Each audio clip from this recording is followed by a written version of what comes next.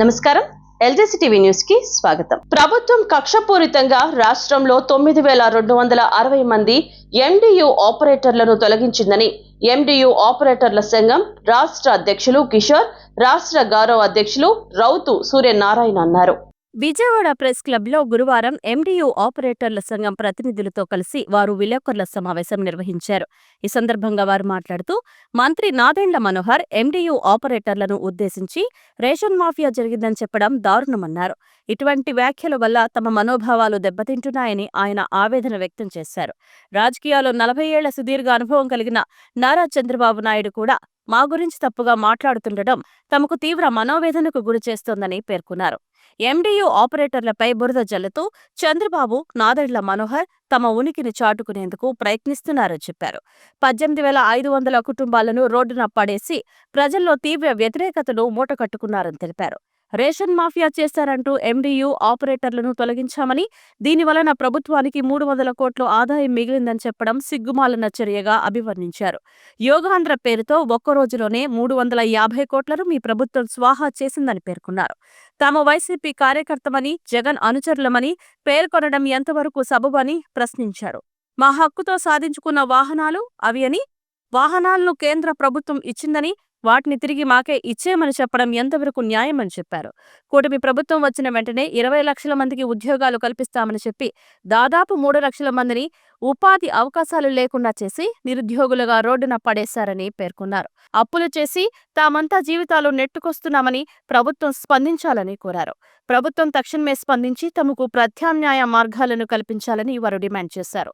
అలాగే ప్రభుత్వం నుండి తమకు రావాల్సిన 2 సంవత్సరాల బకాయిలు, insurance amount, anganwadi, mid day meals బకాయిలు, విజయవాడ వరద బాధితులకు సేవలందించిన ఎండియు ఆపరేటర్స్ కి రావాల్సిన బకాయిలు ఇవ్వాలని, అలానే ఎండియు ఆపరేటర్స్ యూనియన్ తరఫున రాష్ట్ర ప్రభుత్వానికి వరద బాధితుల సహాయార్థం 56 లక్షల రూపాయలు ఇవ్వడం జరిగిందని ఈ సందర్భంగా గుర్తు చేశారు. ఎంత సర్వీస్ చేసినా తమకు అన్యాయం జరిగిందని తెలియజేస్తూ న్యాయస్థానాన్ని ఆశ్రయించడం జరిగిందని, తమ కేసును హైకోర్టు మాజీ న్యాయమూర్తి జడ శ్రవణ్ కుమార్ వాదించనున్నట్లు తెలిపారు. ముఖ్యంగా ఎండియు ఆపరేటర్స్ పాయింట్స్ 90% సబ్సిడీ సంబంధించి నెలకు 3,000 చొప్పున 52 నెలల కాలానికి గాను ఆపరేటర్స్ వ్యక్తిగత శాలరీస్ నుండి కట్ చేయడం జరిగిందని, సబ్సిడీ అమౌంట్ను వెనక్కి ఇవ్వాలని, అలాగే 20 నెలల కాల పరిమితి ఉండగా ప్రభుత్వంలో 10% వాటాదారులైన ఆపరేటర్స్ ను ఎటువంటి ముందస్తు సమాచారం లేకుండా తొలగించిన కారణంగా ఈ 20 నెలల కాలానికి సంబంధించిన వేతనం అందజేయాలని, ఆపరేటర్స్ ఇచ్చిన వెహికల్స్ పేపర్స్ లో గూడ్స్ క్యారియర్ నుండి మొబైల్ క్యాంటీన్ గా మార్చడం జరిగిందని, మరలా దానిని గూడ్స్ క్యారియర్ గా మార్చి వెంటనే వారికి క్లియరెన్స్ ఇస్తూ ఫిట్నెస్ ఎటువంటి పెనాల్టీ లేకుండా ప్రభుత్వం చేయాలని కోరుతూ కేసు వేసినట్లు వివరాలను మీడియాకు వారు తెలిపారు. కేసు వేసిన వారిలో 16 జిల్లాల తిరుపతి, శ్రీకాకుళం, పల్నాడు, కాకినాడ, విశాఖపట్నం, గుంటూరు, కర్నూలు, బాపట్ల, ఎన్టీఆర్, అనంతపురం, సత్యసాయి, అల్లూరి సీతారామరాజు, విజయనగరం, మన్యం, అనకాపల్లి, బిఆర్ అంబేద్కర్, కోనసీమ జిల్లాల ప్రతినిధులు ఉన్నారని తెలియజేశారు. ఈ పత్రికా సమావేశంలో ఆంధ్రప్రదేశ్ రాష్ట్ర ఎండియు ఆపరేటర్స్ ప్రతినిధులు చుండూరు సాంబశివరావు, సతీష్, సుధాకర్ రెడ్డి, వెంకట దేవ సహాయం, పురుషోత్తం తదితరులు పాల్గొన్నారు. నా పేరు రౌతు సూర్యనారాయణ, ఆంధ్రప్రదేశ్ రాష్ట్ర ఎండియు ఆపరేటర్ అసోసియేషన్ రాష్ట్ర గౌరవ అధ్యక్షుడిని, అలాగే శ్రీకాకుళం జిల్లా అధ్యక్షుడిని. ముఖ్యంగా ఈరోజు పత్రికా సమావేశం ఇలా ఏర్పాటు చేయడానికి కారణం ఏంటంటే, మే నెలలో రాష్ట్ర ప్రభుత్వం తీసుకున్న నిర్ణయాన్ని మేము చాలా ఖండిస్తున్నాం. యూనియన్ తరఫున రాష్ట్ర వ్యాప్తంగా ఉన్న 9,200 మంది ఎండియు ఆపరేటర్లు, అలాగే వాళ్ళ అనుచరులతో కలిపి 18,500 కుటుంబాలను రోడ్డు పడేయడం జరిగింది. పత్రికా సమావేశం ఏర్పాటు చేసిన ప్రతిసారి కూడా నాదెండ్ల మనోహర్ గారు ఒక రైస్ మాఫియాను తీసాము, రైస్ స్మగ్లర్లు తప్పించామని మా గురించి కొద్దిగా మరి మా మనోభావాలు దెబ్బతీసే విధంగా మాట్లాడడం అనేది చాలా బాధాకరమైన విషయం. అలాగే దానికి తోడు 40 సంవత్సరాలు సీనియర్టీ ఉండి రాజకీయవేత్తగా ఎంతో లెజెండాగా ఎంతో పేరు సంపాదించుకున్న చంద్రబాబు నాయుడు గారు కూడా చాలా చౌకబారి వాక్యాలు కూడా మా తరఫున మాట్లాడటం కూడా చాలా బాధాకరం.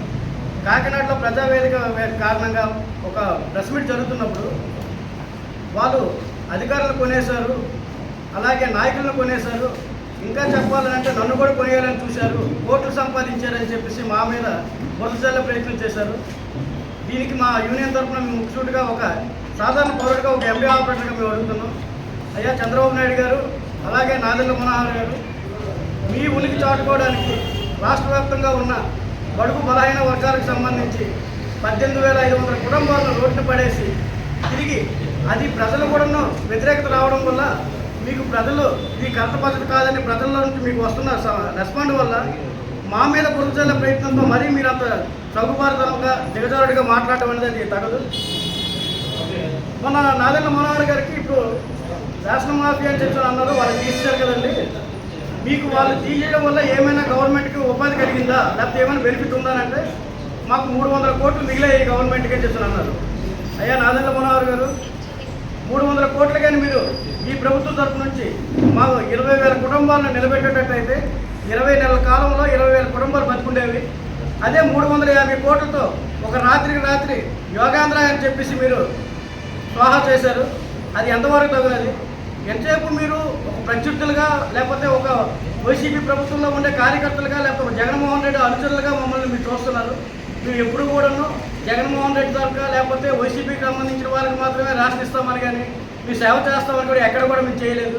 మేము బడుగు బలహీన వర్గాల నుంచి కేంద్ర ప్రభుత్వం దగ్గర నుంచి ప్రతి ఒక్క ఎండిఓ ఆపరేటర్కి కూడాను మా హక్కు అది. మాకేంటంటే సబ్సిడీ అనేది మా హక్కు మీద మేము సాధించుకున్న వెహికల్స్ అవి. సెల్ఫ్ ఎంప్లాయ్మెంట్ కింద, ముద్రా లోన్ కింద మాకు సెంట్రల్ గవర్నమెంట్ దగ్గర నుంచి అక్కడ రాష్ట్ర ప్రభుత్వం తీసుకొచ్చి మాకు ఇచ్చిన హక్కుని మీరు ఇప్పుడు ఏదో కొత్తగా మాకు దాన ధర్మం చేసినట్టుగా మేము వాళ్ళ వెహికల్ వాళ్ళకే ఇచ్చేస్తున్నాం, మేము వాళ్ళ వెహికల్ ఇచ్చాం కదా ఉపాధి చేసుకుంటారని చెప్తున్నారు. అది సబబు కాదు. అలాగే ఇప్పుడు రాష్ట్ర వ్యాప్తంగా కూడా 18,500 కుటుంబాలు అంటే 1:3 or 4 వేసుకుంటే 1,00,000 మందిని మీరు మా పట్ల కొట్టినట్టు కానీ మీరు ప్రతి ఒక్క కుటుంబ సభ్యుల నుంచి 3 లేదా 4 మాకు రోడ్డు పడేసేటట్టండి. ఇది మీకు ఎంతవరకు చెప్పాలని అడుగుతున్నాం. జనసేన, టీడీపీ అలాగే బీజేపీ కలిపి కూటమి ప్రభుత్వంతో ముందుకు వచ్చారు. యువతని ఎంతో ఉపాధి కల్పిస్తారు. 20 లక్షల కుటుంబాలకి అంటే 20 లక్షల ఉద్యోగాలు ఇస్తారని మీరు చెప్తే ఎంతోమంది ఆశావాహులు యువతంతో కూడా మీ మాటలు నమ్మి మోసపోయారు. ఇప్పుడు మీరు వచ్చిన దగ్గర నుంచి కూడా ఈ సంవత్సర కాలంలో కొన్ని ఉద్యోగాలని పీక్కుంటూ వస్తున్నారు, కానీ ఒకరికైనా ఉద్యోగం వేశారా అని మేము అడుగుతున్నాము. ఎందుకంటే కడుపు నిండా వాడు ఇంట్లో ఉంటాడు, కడుపు కాలేవాడు రోడ్లు పడతాడు. ఇప్పటి వరకు మేము ఏ రాజకీయ నాయకులతో కానీ లేకపోతే ఏ ప్రభుత్వానికి విమర్శించైతే మేము మాట్లాడలేదు. గత 2 నెలల కాలంగా కూడాను పస్తులుంటూ మేము అప్పులు చేసుకుంటూ ఈఎంఐలు కట్టలేక, ఇంటికి వచ్చేసరికి పొదుపులు కట్టలేక, లేకపోతే స్కూల్ ఫీజులు ఓపెన్ అయ్యి స్కూల్ ఫీజులు కట్టలేక నానా అవసరం పడాల్సిన పరిస్థితి ఏర్పడింది. దీని అందరి కారణం మీరు కాదా? మీకు వాళ్ళ వెహికల్స్ వాళ్ళకి యూజ్ చేసుకోవడానికి అవకాశం ఇస్తున్నామని అన్నారు. ఎక్కడ ఇచ్చారు మా వెహికల్స్ మాకు యూజ్ చేసుకోవడానికి అవకాశం? ఇప్పుడు మాకు ఇచ్చిన ఏదైతే గవర్నమెంట్ సబ్సిడీ ఇంకా 20 నెలలు ఉందో 20 నెలల తాలూకు సబ్సిడీ అనేది క్లియరెన్స్ చేస్తే కానీ బ్యాంకర్స్ నుంచి మాకు క్లియరెన్స్ రాదు. ఆ వెహికల్ మేము అమ్ముకోవడానికి కూడా మాకు ఎటువంటి కూడా వసూలుబాటు లేదు. అలాగే ఇప్పుడు మా వెహికల్స్ మాకు యూజ్ చేసుకునే అవకాశం ఇస్తామని అంటే అవి పెట్రోల్ వెహికల్స్ మొబైల్ క్యాంటీన్గా ఉన్నాయి, గూడ్స్ క్యారియర్గా మారలేదు. ఆ మొబైల్ క్యాంటీన్ ఉన్న వెహికల్ కానీ మేము 30 కిలోమీటర్స్ దాటి కానీ మేము రోడ్డు మీదకి ఎక్కితే అదే బ్రేక్ ఇన్స్పెక్టర్ మాకు ఆపి దానికి 10,000 15,000 పెనాల్టీ వేస్తాడు. లేనప్పుడు అది ఇన్సూరెన్స్ పేపర్లో కూడా మొబైల్ క్యాంటీన్గా ఉండడం వల్ల మా వల్ల ఎదుటి వాళ్ళకి డ్యామేజ్ అయినా లేకపోతే ఎదుటి వాళ్ళ వల్ల మా బండికి డ్యామేజ్ అయినా అది మా లైఫ్ని రిస్క్లో పెట్టుకున్న పరిస్థితి ఏర్పడుతుంది. అలాగని మా వెహికల్స్ ఎవరి ఇంట్లో పెట్టుకొని అప్పులు చేసుకుని బతకాల్సిన పరిస్థితి అయితే ఏర్పడుతుంది. ఓటమి ప్రభుత్వం ఏర్పడాక ప్రభుత్వం అంటే ఏ ప్రభుత్వాలు వచ్చినా సరే వాళ్ళకి ఉపాధి కల్పించే విధంగా ఉండాలి, కానీ కక్షపూరితంగా మాలాంటి వాళ్ళ మీద మీరు ప్రతాపం చూపించడం ఇది చాలా అన్యాయంగా మేము చేస్తున్నాం. అలాగే ఇప్పటి వరకు ఏవైతే ఈ 20,000 కుటుంబాలు ఉన్నాయో ఇంకా 20 నెలలు మాకు భవిష్యత్తు ఉంటుండగా ముందస్తుగా మాకు బయటకు తొలగించినందుకు మాకు ఖచ్చితంగా ప్రత్యామ్నాయం కలగాలి. అది ఈ 2 నెలల కాలంలో కూడాను రాష్ట్ర అంటే ఒక మండల ఎంఆర్ఓ దగ్గర నుంచి రాష్ట్ర కమిషనర్ దగ్గర వరకు కూడాను మా యూనియన్ తరఫున ప్రతి ఒక్క జిల్లాలో ప్రతి ఒక్క మండలంలో స్టేట్ వైడ్గా కూడా మేము తిరిగి అలసిపోయి ఉన్నాం. కాబట్టి ఇప్పటికైనా మాకు పరిష్కారం జరగకపోయేసరికి మేము మా యూనియన్ తరఫున కూడా ఒక 16 జిల్లాల నుంచి ఇండివిజువల్గా అంటే 26 జిల్లాల ప్రెసిడెంట్లో కూడా 16 జిల్లాల నుంచి ముందుకు వచ్చి లీగల్గా కూడా మేము న్యాయస్థానాన్ని ఆశ్రయించడం జరిగింది. నిన్న చావాలేవో మేము న్యాయస్థానం ద్వారా తేల్చుకుంటాం, మీ వల్ల అయితే మాకు ఎటు జరగదు, వాళ్ళ వెహికల్స్ వాళ్ళకి ఇచ్చేస్తున్నాం, వాళ్ళకి మేము క్లియర్ చేస్తామని చెప్పేసి ఎవరైతే చెప్పారో ఇదే కమిషనర్ గారు నాదెండ్ల మనోహర్ గారు చెప్పారో ఇప్పుడు ఏమైంది? అది మేము ఈఎంఐ టైం ఉంది కాబట్టి ఈఎంఐ టైం అయినంత వరకు కూడా మంత్లీలు కడతామంటే మీరు 20 నెలల వరకు మంత్లీలు కడతామంటే 20 నెలల వరకు మాకు జీతభత్యాలు కూడా ఇవ్వాలి. మీరు మా వెహికల్స్ ఎందుకు తొలగించినట్టు? ప్రభుత్వం దగ్గర డబ్బులు లేవని చేసేటప్పుడు మా ఉపాధి హామీ పడుతున్నప్పుడు మీరు మాకు ఇంట్లో కూర్చుని పెట్టి ఇవ్వడం లేదు కదా. ఒక ఎండి ఆపరేటర్ ముగ్గురు లేదా నలుగురు చేసే డీలర్లు చేసే పని మేము చేస్తున్నాం. 32,000 డిపోలు చేసే పని 9,260 మంది ఎండి ఆపరేటర్లు మేము చేస్తున్నాం. మేము పని చేసి పెడుతుంటే కదా మాకు జీతభత్యాలు ఇచ్చారు, మాకు ఇంట్లో కూర్చుని పెట్టి ఇవ్వలేదు కదా. అలాంటప్పుడు మీరు మమ్మల్ని తొలగించేసి మేము 20 నెలల వరకు మేము ఈఎంఐ రూపంలో కడతాము, ప్రభుత్వం దగ్గర డబ్బులు లేవు అని అంటే మీరు ఏ ఉద్దేశంతో మమ్మల్ని తొలగించారు? ఇది ఖచ్చితంగా కష్టపూర్తిగానే చేశారు.